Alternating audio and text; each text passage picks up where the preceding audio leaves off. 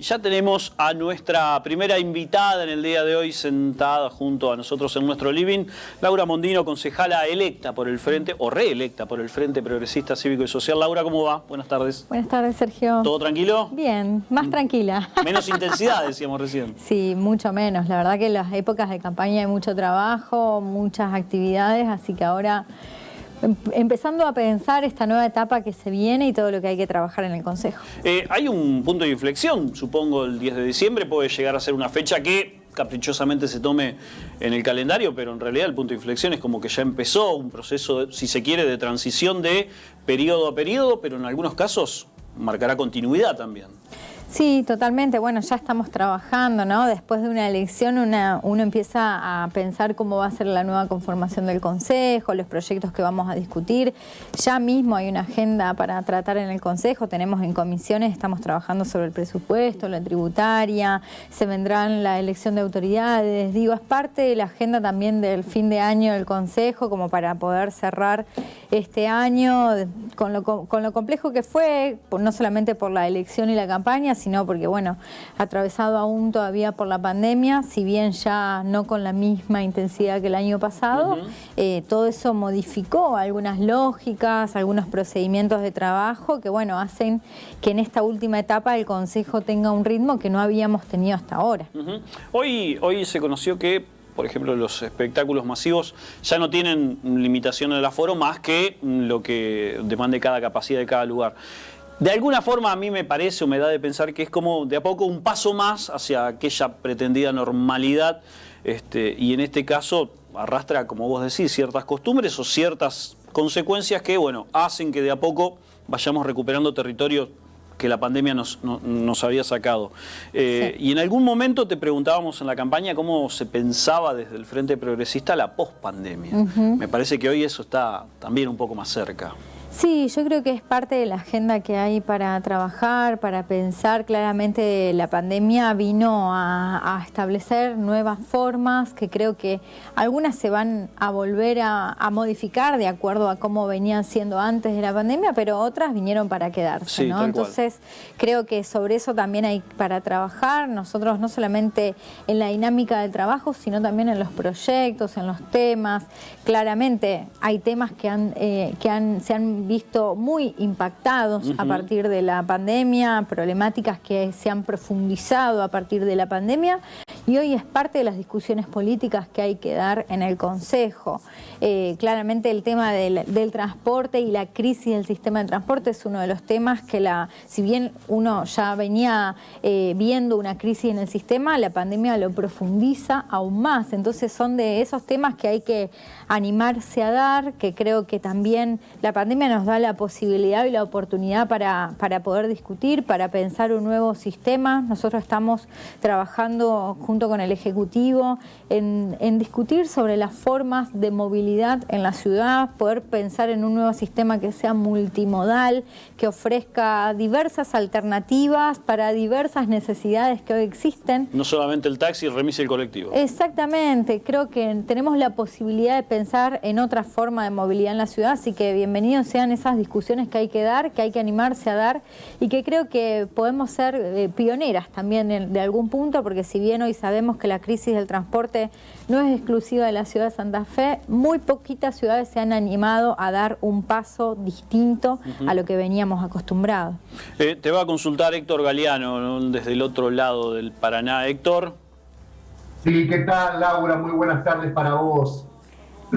Hola, Héctor, ¿cómo te va? Bien, bien, bien. Bueno, decíamos el lunes, después de las elecciones, que había dos candidatos que crecieron muchísimo después de las PASO.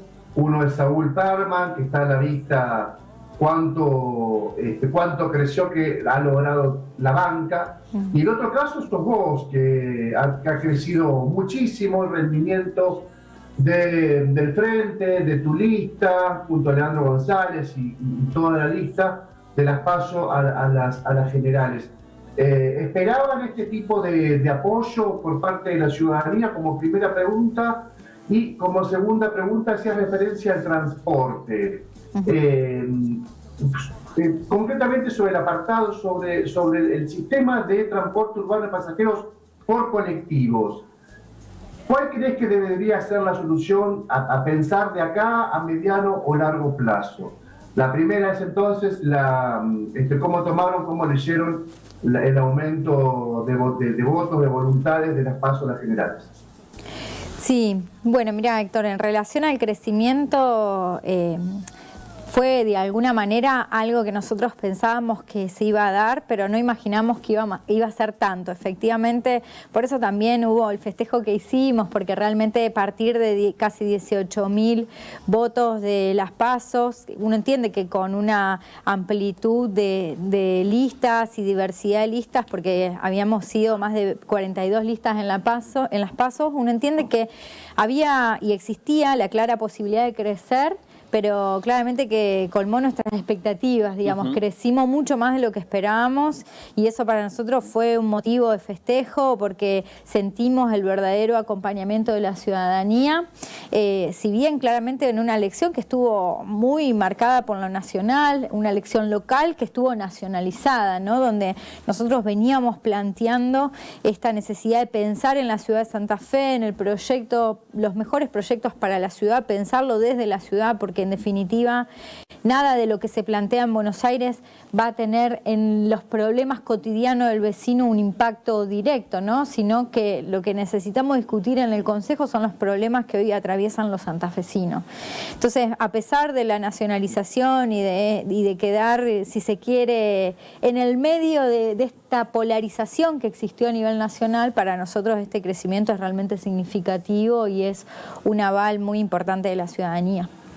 Y te agrego antes de la segunda, no sé si vas a compartir tu opinión, te agrego además otra cosa, que más allá de la nacionalización que le ha favorecido a la oposición, digamos, de Cambiemos, básicamente, sí, claro. Me parece que además favoreció a Cambiemos haber tenido una interna con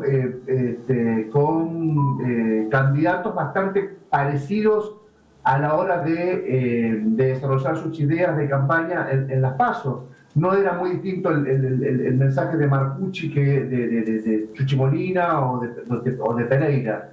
Pero además, en el justicialismo había una inversión que con toda la fuerza de la palabra, una inversión muy importante de la candidata oficial. Y eso me parece que ahí también se destaca, más allá del segundo lugar, pero con un buen rendimiento electoral, se destaca el resultado para el Frente Progresista. Me parece que hay que tomar en cuenta también esto segundo de cómo apostó la Casa Gris a la candidatura de Mudalel, ¿no? Y no teniendo los resultados tal vez que esperaban, seguramente.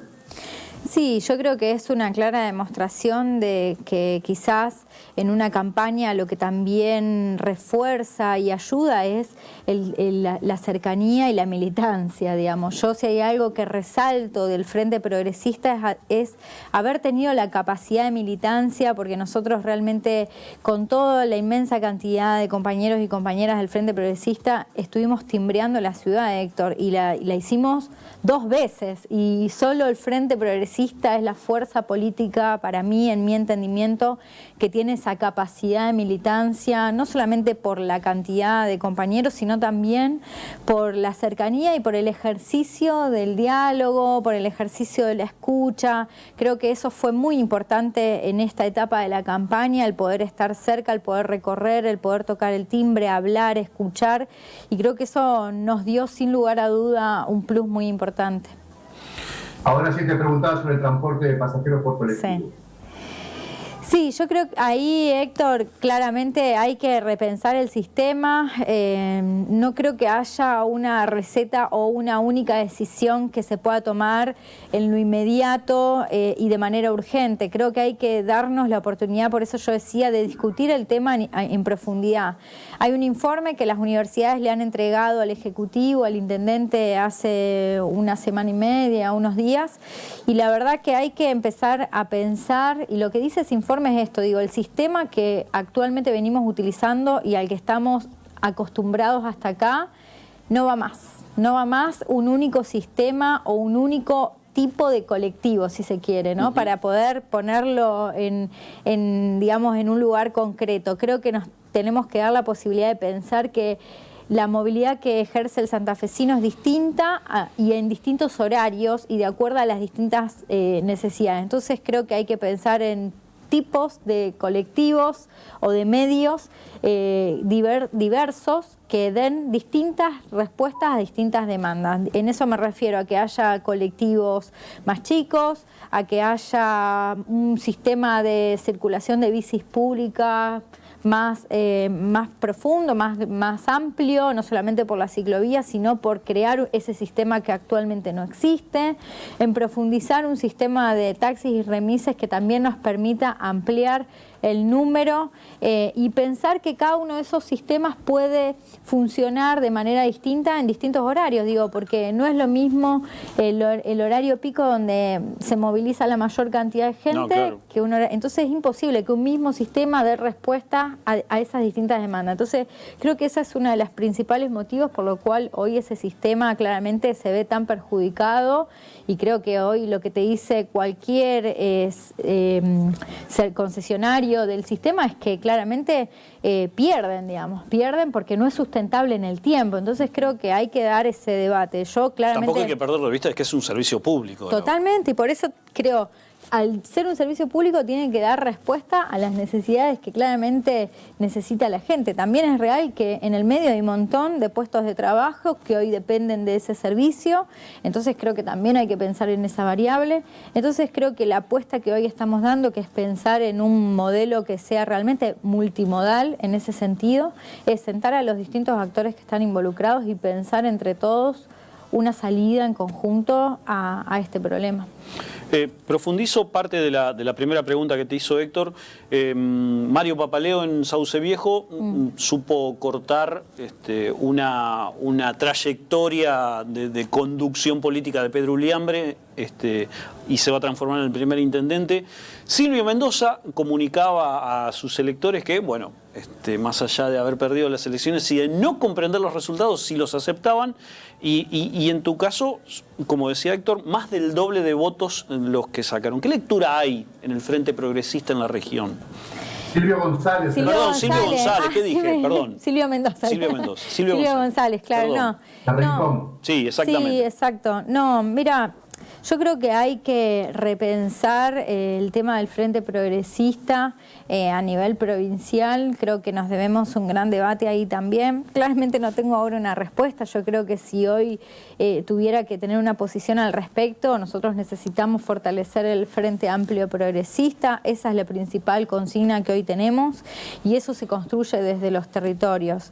Claramente yo lo de Silvio también lo veo como muy atravesado por la nacionalización de las elecciones. Creo que eso al Frente Progresista provincialmente le impactó, como nos ha impactado en otras elecciones, porque no es la primera vez que al Frente Progresista en una elección intermedia le impacta tanto esta nacionalización.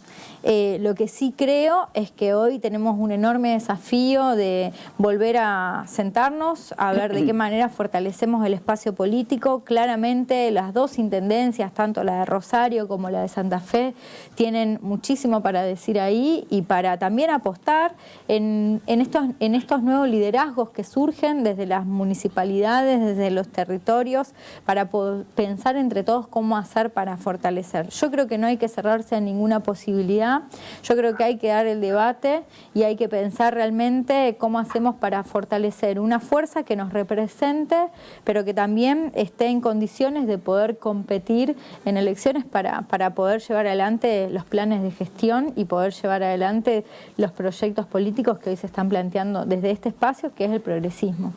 Héctor, ¿alguna consulta más? Sí, también la linkeo a esto último.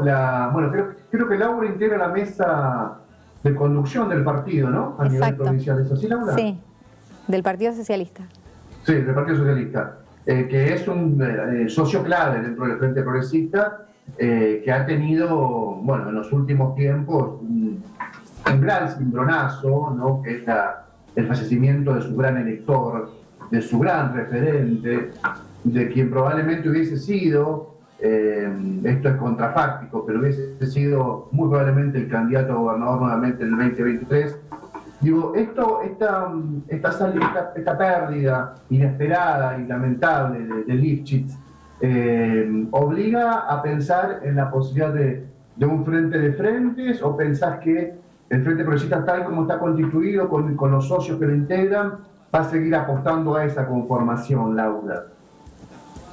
Mira, yo creo que hay que pensar en un nuevo frente progresista, hay que animarnos a dar ese debate, pero hay que fortalecer el sector del progresismo en la sociedad santafesina. Eso es algo que para mí hay que marcar, porque claramente lo que no podemos hacer es conformar espacios políticos anti algo, ¿no? Yo en eso no estoy de acuerdo, no me parece que sea la mejor forma de construcción política. Creo que cualquier frente o cualquier espacio político tiene que tener proyectos, ideas y propuestas. Entonces, trabajar sobre eso. Habrá que ver, Héctor, son discusiones que vienen por delante, que hay que dar. Obviamente, yo lo vuelvo a decir, no me cierro a ninguna posibilidad. Creo que son de los debates que vamos a encarar en los próximos días. Pero que claramente necesitamos seguir fortaleciendo el espacio del progresismo y no renunciar a los principios, a las ideas y a los valores sobre los que venimos trabajando desde el Partido Socialista y desde el Frente Progresista, con más de 12 años gestionando la provincia. ¿Pensás que puede haber algún cambio en autoridades del Consejo Municipal, o va a seguir todo como hasta ahora, casi todo como hasta ahora, Laura? Mirá, yo no me quiero adelantar. No, me imagino. Pero es mi función preguntarte, Laura, pero es mi función preguntarte. Son conversaciones que casualmente empezamos a tener en estas horas, digo. Pero bueno, yo creo que Leandro González, que es el actual presidente, ha tenido en estos 2 años una muy buena gestión, ha tenido la capacidad de poder construir todos los consensos. Mucha actividad. Totalmente, muchas actividades, y mucho diálogo. Hay un entendimiento, te quiero decir, de todos los sectores, que Leandro ha tenido una muy buena gestión. Nosotros obviamente vamos a aspirar a la presidencia, esto no lo voy a negar, digo, claro, acabamos de tener una muy buena elección también, digamos, y ratificar. No sería una fuerza política si no aspira para eso. Exactamente. No, y además te digo que el Frente Progresista sigue siendo el bloque con mayor cantidad de concejales en el Consejo. Entonces, digo, eso nos da sin lugar a duda una fuerza importante.